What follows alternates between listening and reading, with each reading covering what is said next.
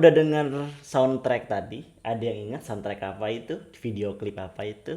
Ya, di One and Only yaitu Ada Apa Dengan Cinta 2. Yaitu perjalanan cinta dari seorang Cinta dan Rangga yang udah terpisah beberapa tahun dan akhirnya ketemu lagi.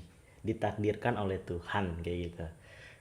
Di sini gue akan ngebahas mengenai Ada Apa Dengan Cinta 2. Tapi ini adalah lanjutan dari video sebelumnya Ada Apa Dengan Kripto 1. Berarti sekarang adalah AADC 2. Ya awal-awalnya aja sama, yaitu Ada Apa Dengan Kripto 2. Bagian lanjutan dari video sebelumnya. Yang belum nonton bisa nonton di video sebelumnya di playlist ini yang pertama, atau yang sudah silakan dilanjutkan di video ini. Kalau ada pertanyaan jangan lupa untuk komen di bawah, dan jika konten ini bermanfaat silakan like, share, dan subscribe. Oke, gua Fajar Sidik pamit. Selamat menonton.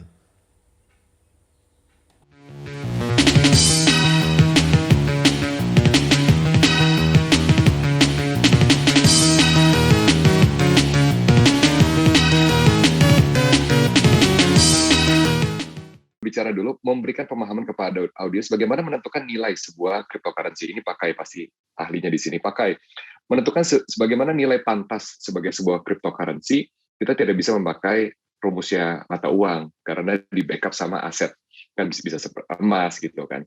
TKO kan ada native coin juga dari toko kripto gitu kan. Berbicara mengenai apa sih nilai pantasnya Bitcoin, apa sih nilai pantasnya Ethereum, Dogecoin, TKO, bagaimana cara menentukannya, Pak Kai?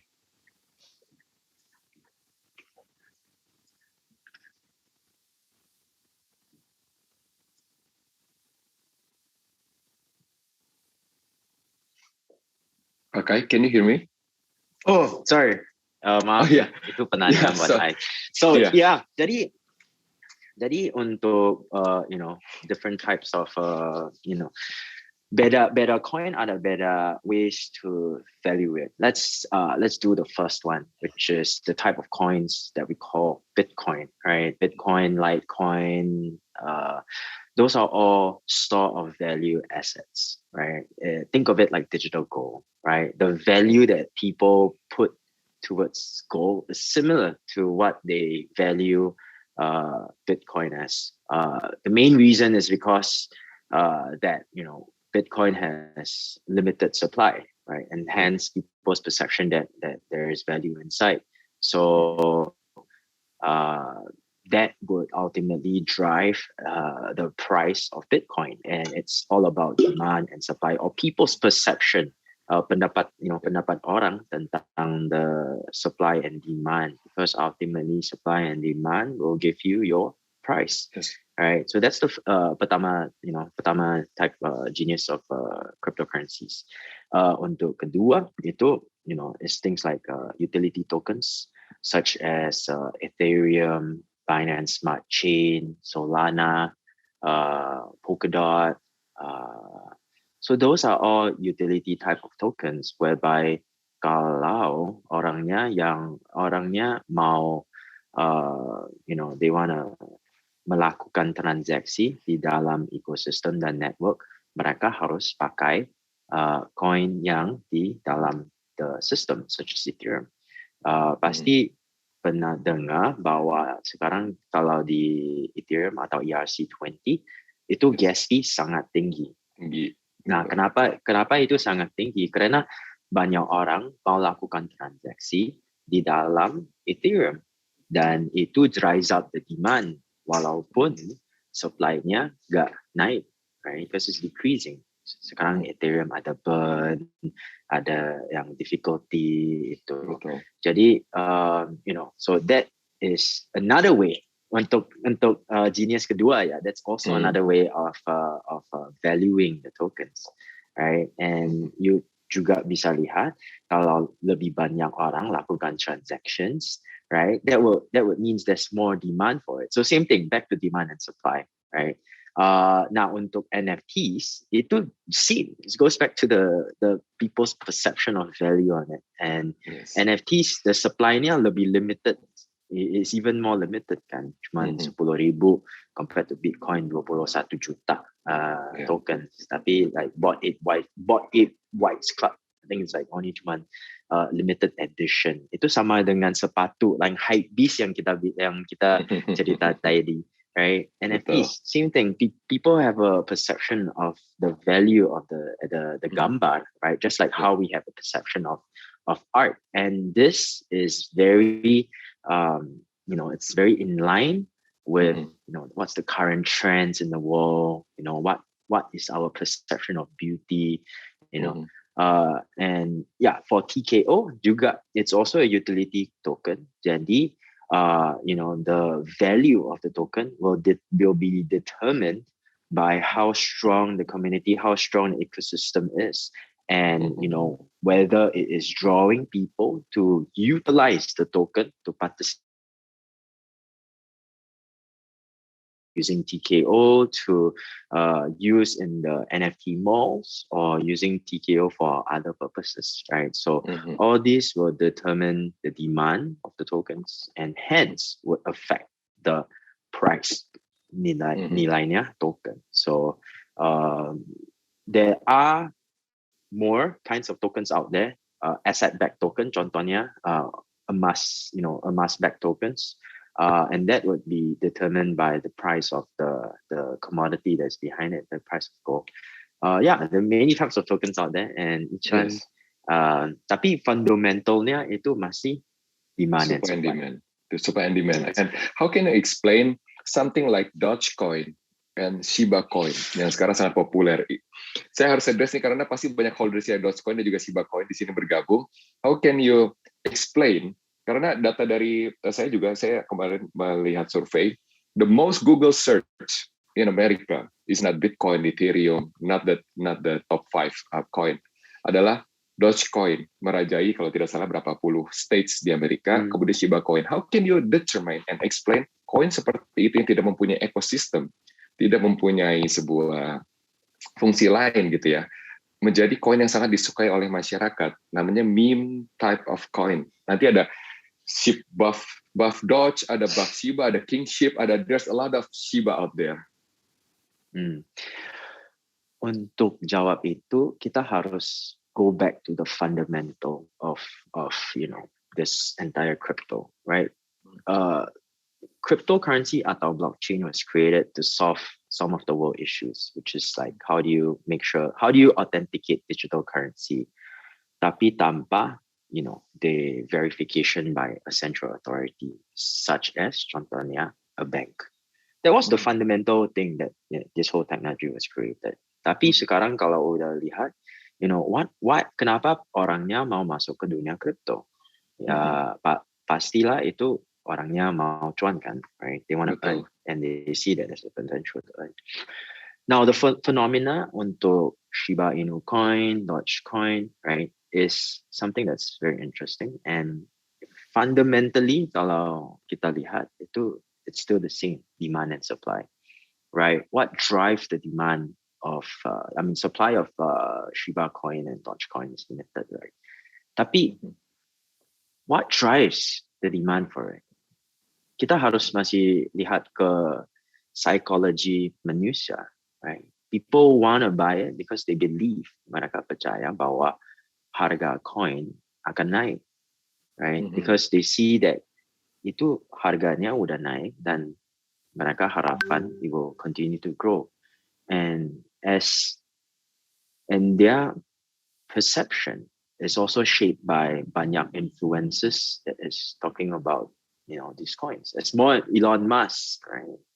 As more and more people, kalau semakin banyak orang yang cerita tentang this coin, people will start to believe it, right?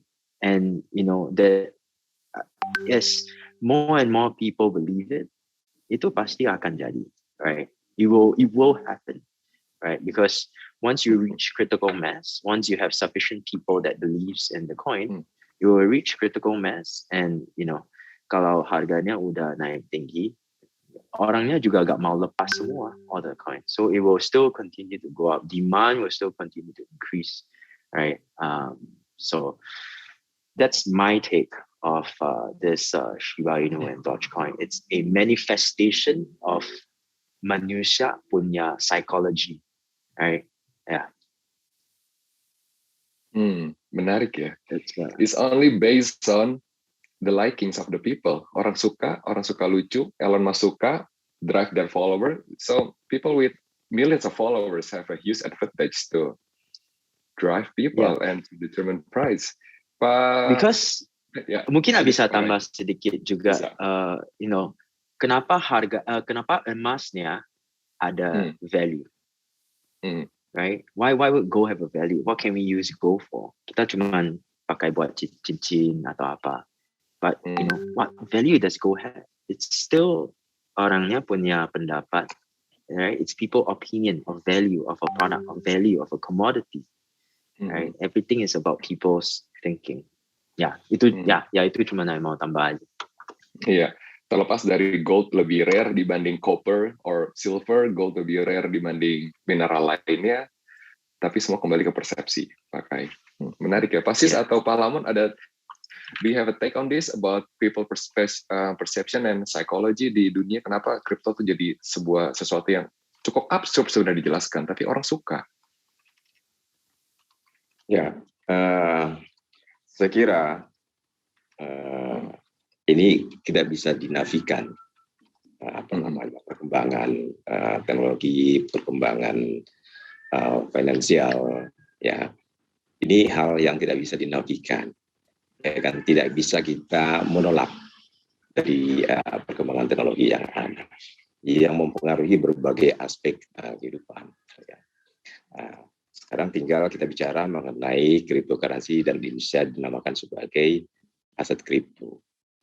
Ini kalau menurut saya, atau tadi juga disampaikan oleh Pak Kai, ya ini kita bertolak dari pertimbangan fundamentalnya.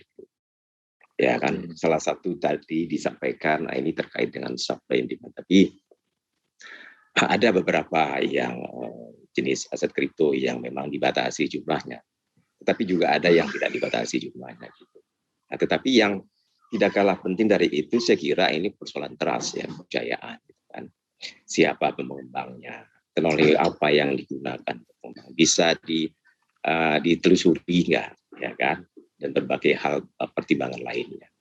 Di lain sisi saya kira persoalan harga adalah persoalan pasar. Jadi mekanisme pasar itu betul-betul sangat menentukan. Tidak ada intervensi di dalamnya. Bahwa ada pandangan dari influencer misalnya, ya kan? Sebutkan Elon Musk. Sekali-sekali dia bicara Bitcoin dalam tune yang baik. Tapi kadang-kadang juga bicara yang lain dalam tune yang baik. Pusing kepala investor. Ini persoalan kepercayaan. Pasar nanti mau ikut tune yang seperti yang disampaikan oleh salah satu tadi Elon Musk atau tidak, ya kan? Tetapi yang pasti bahwa ini tidak ada intervensi siapapun untuk menentukan harga. Ini betul-betul mekanisme pasar. Ya, saya kira itu ya. Bahwa perkembangan ini tidak harus Bitcoin atau BTC atau Ethereum yang terus berfluktuatif ya kan harganya, tapi juga yang lain-lain. Nah, yang lain-lain ini ya atas dasar apa? Tentu saja kembali tadi persoalan pertimbangan fundamental yang seperti apa. Ya kan? Ya, saya kira seperti itu. Terima kasih. Iya, balik lagi pasti ya kepada investor itu. Apakah investor itu riset tidak dengan token yang akan mereka beli, aset yang mereka beli, dan bagaimana cara mereka punya strategi, apakah short term, long term, jadi memang kembalikan ke pasar. Pak Lamon, do you have a take on this? Bagaimana melihat spot market and future market? Banyak underlying assets. Benar ada crypto yang hanya punya nilai karena orang fikir punya nilai, persepsi. Nama resmi di bahasa Inggris untuk koin itu shitcoin. Dan ada banyak. Ya, kalau di Indonesia koin micin. Ya, tapi saya pikir bahwa itu bukan maksud crypto assets. Ada banyak, mungkin kebanyakan crypto punya nilai benar, use case. Dan use case itu sangat kuat. Misalnya untuk kirim uang pakai kripto dari satu negara pada negara lain jauh lebih cepat dan lebih murah daripada dengan sistem tradisional. Ada banyak fungsi ekonomi untuk apa orang sekarang pakai metode tradisional yang bisa dibikin lebih baik dengan kripto. So crypto assets really allow you to extract value, to do things in a faster, cheaper, safer way than with traditional means. And those use cases are very real. They're proven already. The numbers are there. The cost of sending money from one country to another with crypto is not 1% of the cost of traditional systems. It's 0.0 something percent. It's a huge jump forward over existing technologies. Dan sampai sekarang crypto belum mempenetrasi 100% sektor itu. So there's a huge room of growth for these use cases. Ethereum misalnya bukan untuk saya bukan mata uang. It's not a currency. Ethereum smart contract. And that smart contract functionality is incredibly powerful. For a traditional contract, you require transactions going up and down. So the contract specifies, I will do something, I do it, the other person will verify it, then that other person will pay. Now there are many things that can go wrong. Yeah? I can do something and the other person doesn't do his part. With the smart contract, you can avoid that. You specify in the beginning, this needs to be done, that will happen. It happens automatically. You eliminate many risks. Think about this world. Everyone has contracts. You have an employment contract, you have contracts to mortgage contracts, when you go to a university, you have a contract. Every single contract can be done better with crypto technology than with traditional technology. That's a real use case. So, okay, if people want to buy shitcoins, let them be. That's a perception bit. I would like to stress cryptos allow you a much better economy. They allow you to do things better. They allow you to do things more cheaply. And that is why we, as an exchange, are interested in this. We look at cryptos as in the same way that cement, aluminium, copper allowed you to build the old economy, cryptos will allow you to build a new economy. That's why we want to be active there. Okay, Pak Lamon. Is a very true nature of cryptocurrency. Efisiensi sebenarnya kan Pak Lamon. Efisiensi untuk dapat bertransaksi dan juga biaya yang ditekan. Pertanyaannya kemudian Pak Lamon, apakah ini menjadi perdebatan juga di kalangan manusia dunia, investor terutama, apakah dengan ada cryptocurrency akan menghancurkan bank, traditional bank, dan terlebih lagi nanti peran bank sentral yang akan semakin berkurang? Well, the government will have a lot to say about the central bank functions. And I think by now most countries, most central banks have already decided that they will create their own digital version of their own currency. And I think, they have no choice. The functionalities of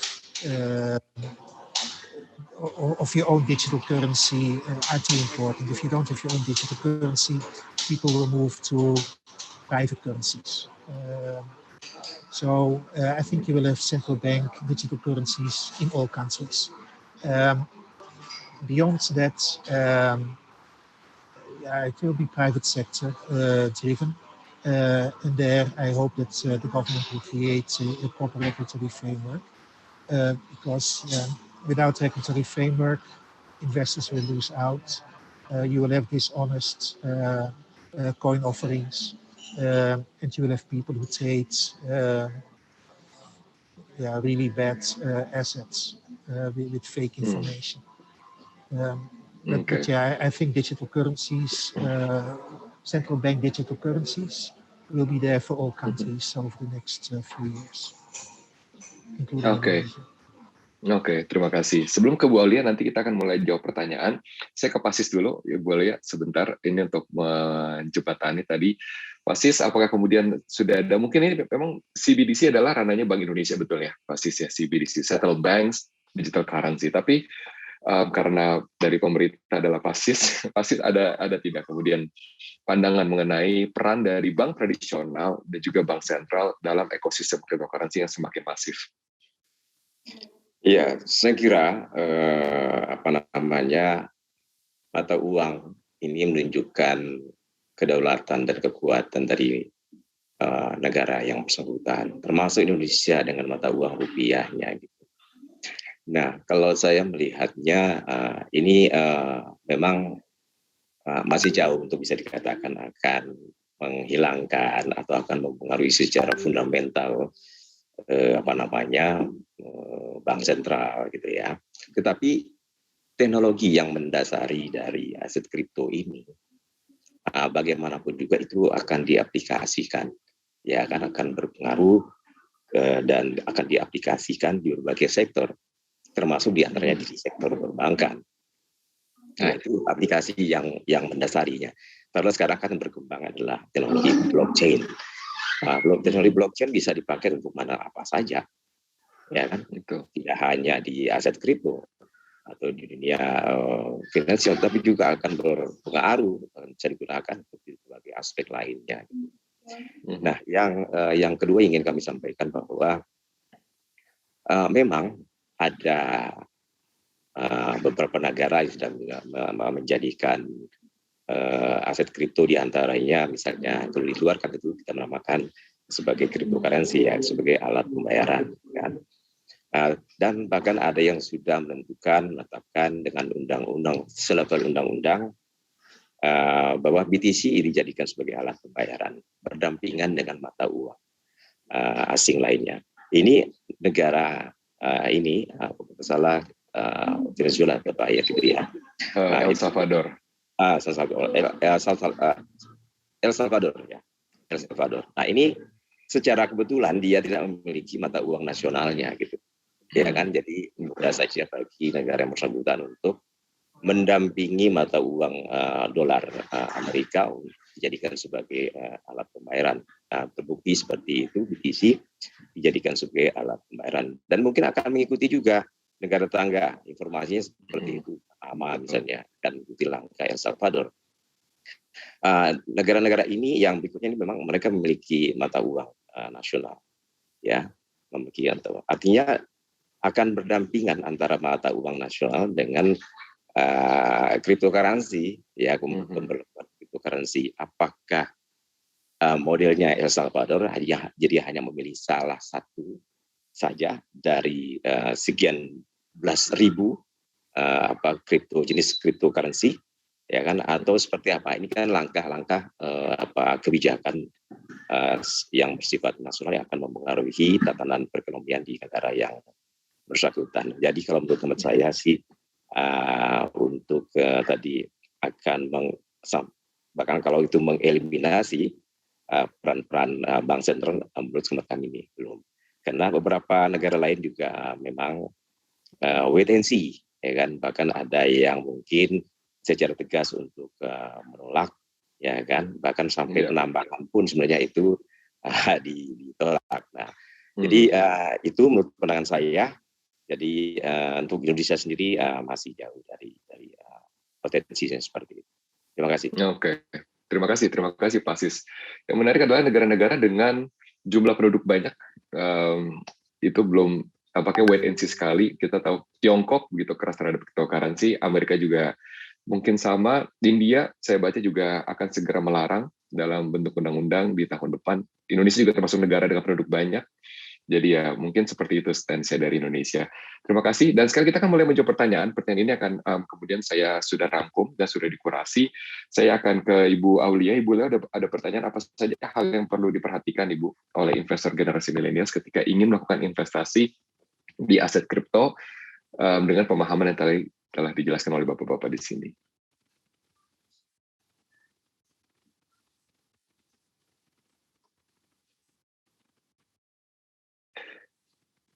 Ibu Aulia, mohon maaf, mungkin mic-nya belum dibuka, masih di mute. Ya, baik. Silakan Ibu diulang.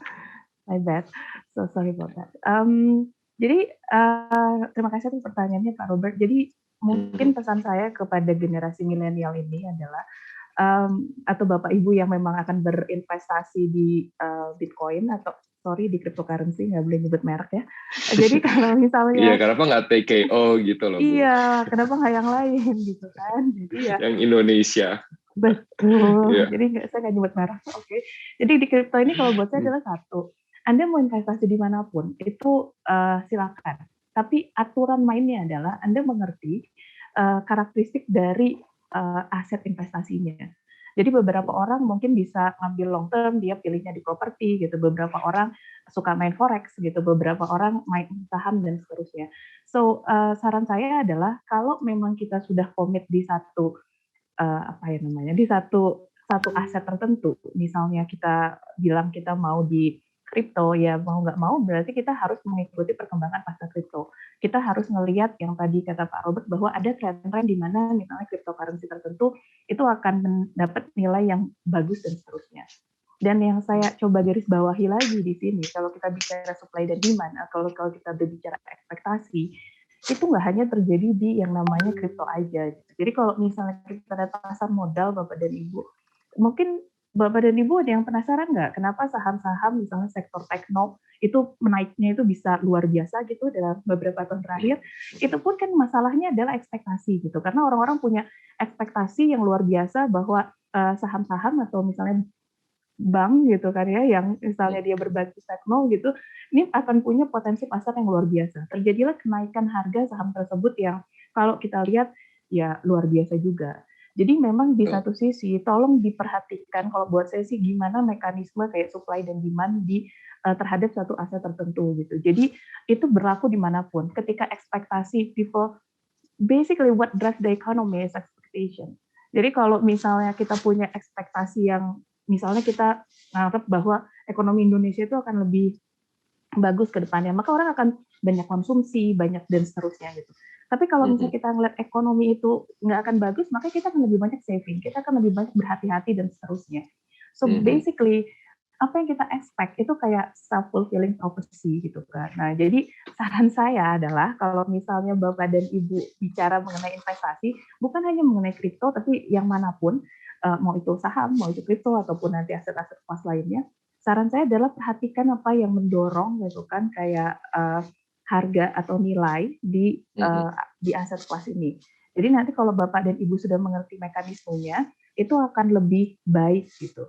Dan saran saya adalah ketahui bahwa kalau misalnya kita punya return yang luar biasa, maka potensinya juga ke bawahnya bisa luar biasa. So punya risk management, punya risk management yang terkait dengan portofolio Anda. Mungkin ya salah satunya jangan tempatkan misalnya 100% di satu aset karena Anda ingin untung terus. Untuk aset yang fluktuatif mungkin bisa 5-10% dari portofolio. Mungkin itu Pak Robert kalau dari saya. Ya itu terima kasih boleh, itu penting sekali karena saya juga melihat banyak tren Ibu, saldo banknya kosong, saldo kriptonya tinggi. Nah itu banyak Bu ditemukan di Indonesia. Oke, Pak Lamon ada pertanyaan untuk Pak Lamon. What is the biggest challenge that you see in terms of the cryptocurrency ecosystem development, terutama yang harus diperhatikan oleh pengguna masyarakat umum? Apa sih tantangan terbesar kita untuk mencapai full potential of crypto asset di Indonesia? Okay, it would be nice if there was only one big challenge. The general one is still lack of awareness. Ada banyak orang yang mau mendagang kripto, tidak ada cukup orang yang mau pakai kripto untuk memperbaiki ekosistem. We need more entrepreneurs who develop use cases, real economy use cases for crypto. Yes. Now, for that to be possible, we need a continued development of the regulatory framework. Bapepti mulai, tapi hanya mulai.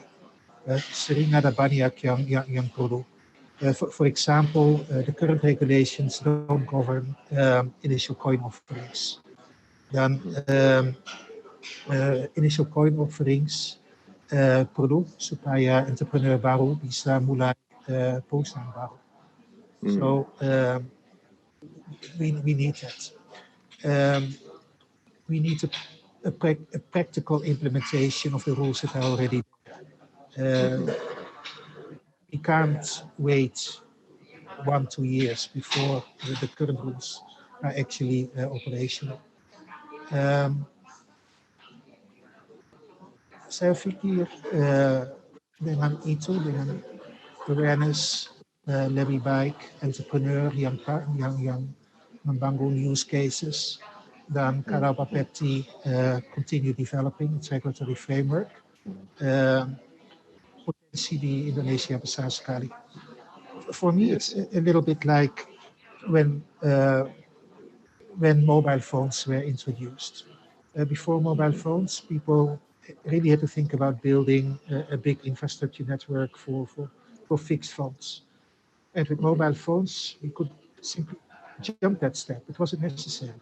Yeah. So I really think that with proper use cases developed for crypto, this allows you a step change in the economy. Not an incremental growth, but really a big jump forward. So we need more entrepreneurs who do that, but those entrepreneurs need a more complete ecosystem, and that includes ICOs. Oke.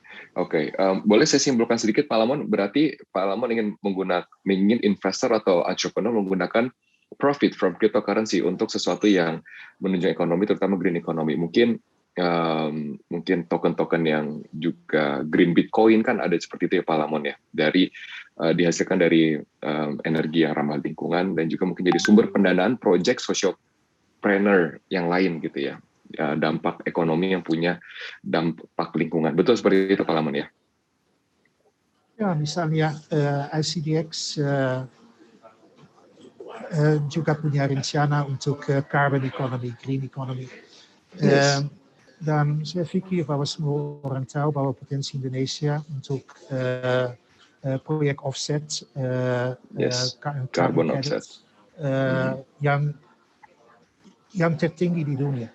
Tidak ada negara lain dengan potensi sama besar dengan Indonesia. But those projects they need mechanisms, they need modern technologies, and you can actually bring together the crypto space with the green economy space and lift the whole country to a completely new way of operating. Betul. And again, as an exchange, we can bring these different parts together. Yes, setuju. It's very exciting potential. Yes, so it's very exciting. Yeah. Karena itu kami banyak pakai crypto assets, bukan cryptocurrency. Cryptocurrency, it's only a small part. Focus on the big picture. Yes. Terima kasih Pak Lamon. Pak Kai, nanti untuk terakhir sekaligus juga saya ingin minta closing statement. Saya ke Pak Sis dulu ya Pak Kai. Pak Sis ada pertanyaan. Boleh tidak Bapak paparkan sejauh mana tahapan perkembangan bursa kripto yang memang sudah direncanakan oleh pemerintah Indonesia? Sudah berapa persen Pak kesiapannya? Kalau tidak salah akhir tahun, betul ya? Pak Sis, mohon maaf, mic-nya masih di mute. Oh, sorry. Mantap, silakan Pak. Pertanyaannya yang bagus sekali. Ini tantangan di dalam membangun kelembagaan yang harus ada dalam penyelenggaraan perdagangan fisik aset kripto ataupun juga ke depannya untuk futures-nya gitu ya.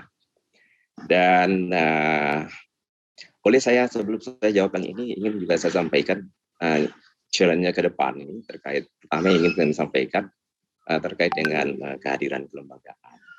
Nah, tentu ke depan ini akan lahir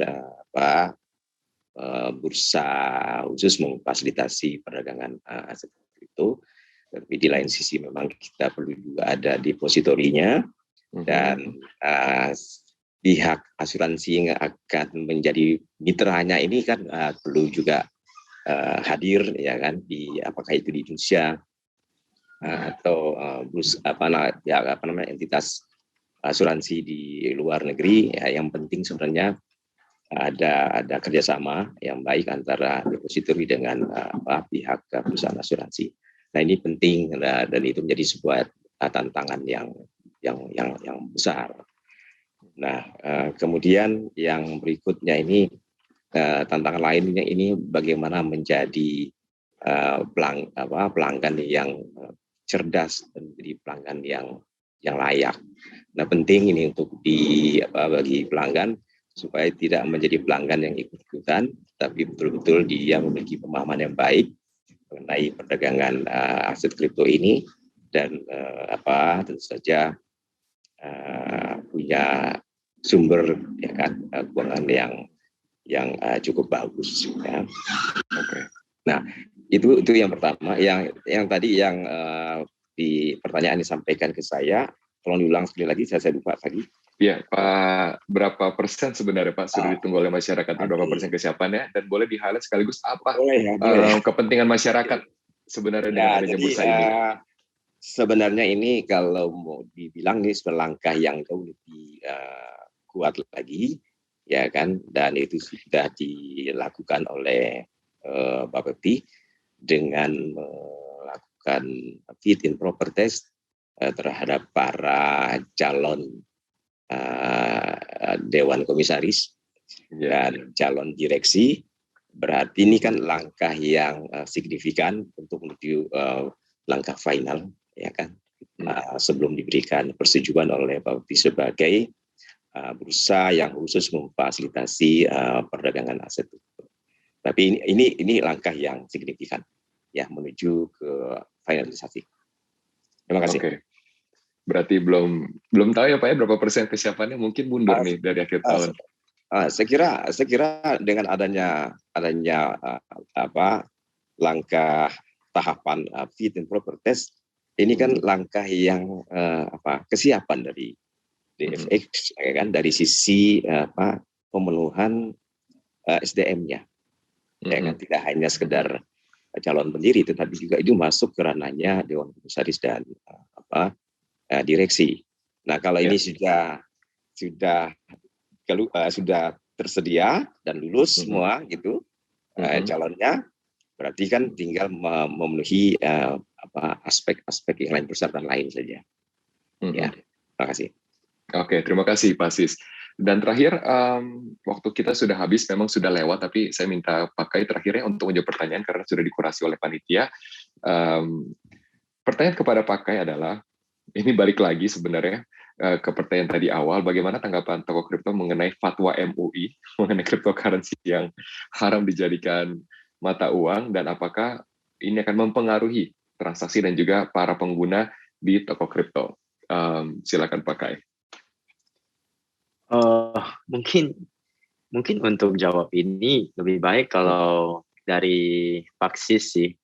Iya. Karena kita, iya. Tadi saya sudah tanyakan sih. Tadi pas awal Pak Sis tadi sudah ditanyakan ya bahwa itu sejalan dengan kebijakan pemerintah, sejalan juga dengan regulasi yang sudah tertera. Kalau gitu saya ganti saja ya Pak, pakai pertanyaannya dari pertanyaan dari saya sebagai closing statement. So how big cryptocurrency ecosystem you believe will prosper di Indonesia, dan apa saja kemudian jaminan dari exchange terutama toko kripto untuk memberikan rasa nyaman dan juga rasa aman untuk bertransaksi dengan regulasi yang ada. Jadi tidak selalu cryptocurrency diselimuti oleh perasaan takut mengenai scam, rakul dan hal lain-lainnya. Silakan pakai. Nah, menurut saya untuk bagaimana berapa besar crypto industry bisa bergabung sampai, I think itu untuk PR untuk semua players yang sekarang ada di dunia kripto di dalam negeri. The growth and the success of the industry is dependent on the business players inside, dan juga with of course pemerintah, Bapepti. Kita harus kerjasama, because I think the next step for crypto, right, is bagaimana crypto bisa go mainstream, bagaimana crypto bisa go legitimate, dan juga untuk caranya kita mau sampai ke sana. Yang tadi Pak Robert bilang, edukasi itu sangat penting. Edukasi itu sangat-sangat penting. Dan kita ada di Toko Kripto kita ada satu inisiatif yang menarik, itu namanya gamification. Jadi bagaimana bisa cara lewat games untuk edukasi orang tentang trading, tentang kripto, tentang how do you identify, bagaimana mengidentifikasi untuk scams, right? Supaya orangnya agak they don't put their money inside scams and frauds. I think cuman kita lakukan itu edukasi. If only hanya cuman kita lakukan edukasi, then kemudian industri kripto bisa it can grow, right? And how big my opinion is that it can grow. I think at least 20-30% of pendidikan of population of Indonesia boleh in my opinion bisa masuk ke crypto, right? Just look at the growth of crypto industry right now. What Paksis mentioned, 7 million, 8 million users in a matter of how many years, right? Yeah. And yes, surpass that of what the traditional markets already have, right? And it's continuing to grow. It's continuing to grow at a tremendous rate, right? And one very important thing I also mentioned earlier is how can we bridge between the antara digital world and physical world? How do we create that bridge? How do we create that bridge supaya orangnya yang mempartisipasi di digital world, they can see it come in real life, right? That will be the phase 3, I think, of this crypto industry. And I think Indonesia has the potential to really grow in the economy, right?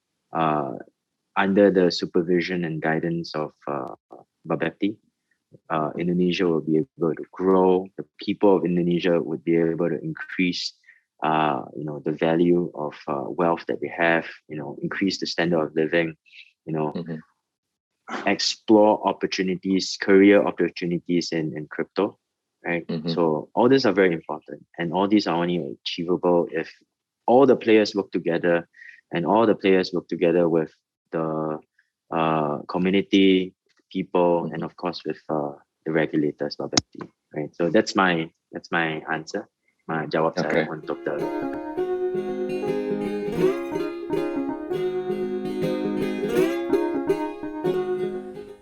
Kurang lebih itu mengenai kripto. Ada ADC1, ADC2. Jangan heran, nanti selanjutnya gue akan juga ngebahas mengenai kripto. Tapi ini adalah awalan pembuka mengenai kripto. Bagi elu khususnya milenial yang sangat-sangat tertarik dengan kripto, bisa komen di bawah ini. Oke, thank you for watching. Gue Fajar Sidik pamit. Bye-bye.